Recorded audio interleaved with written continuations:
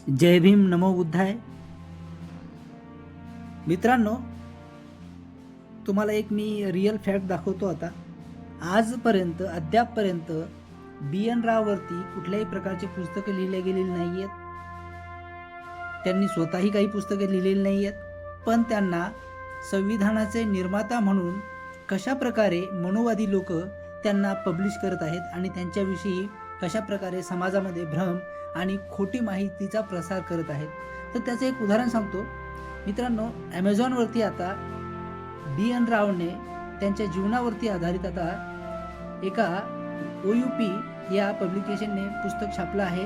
त्या पुस्तकाचं नाव आहे norms and politics, sir Benegal Narsing Rau in the making of the Indian constitution 1935 to 50.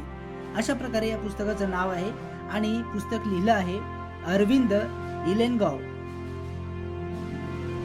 तर बघा, या पुस्तकाचं तुम्हाला सांगतो, हे पुस्तक आता मार्केटमध्ये यायला लागले. बी.एन. राव यांनी कुठल्याही प्रकारचे पुस्तकं छापले नाही आहे, म्हणजे स्वतः ते लेखक नव्हते. म्हणजे त्यावरून तुम्हाला समजू शकतं की त्यांचं तुम्हाला काय समजायचं समजा. आणि त्यांची बरोबरी करत आहेत डॉक्टर बाबासाहेब आंबेडकरांची, ज्यांच्या नावावरती असंख्य पुस्तकं आणि एका पुस्तकावरती देशाची बँक तयार होते अशी पुस्तकं आहेत. देश चालतो त्यांच्या, आणि त्यांचं म्हणणं आहे या मनोवादी विचारावाल्या लोकांचं की संविधानच बी.एन. राव यांनी लिहिलं आहे. तर बघा, असो तर हे पुस्तक 292 पेजेसचं पुस्तक आहे. लँग्वेज इंग्लिश आहे आणि OUP म्हणजेच ऑक्सफर्ड युनिव्हर्सिटी पब्लिकेशन इंडिया यांनी हे पुस्तक पब्लिश केलं आहे. आणि पुस्तक बघा, 8 एप्रिल 2019 ह्याची डेट दाखवत आहे मित्रांनो. आणि याचे काही पुस्तकाविषयी त्यांनी सांगितलेली माहिती आहे आणि बाकी काही नाही आहे. फक्त मला एवढंच सांगायचं आहे की बघा, आज आता बी.एन. राववरती एक पुस्तक आलेलं आहे.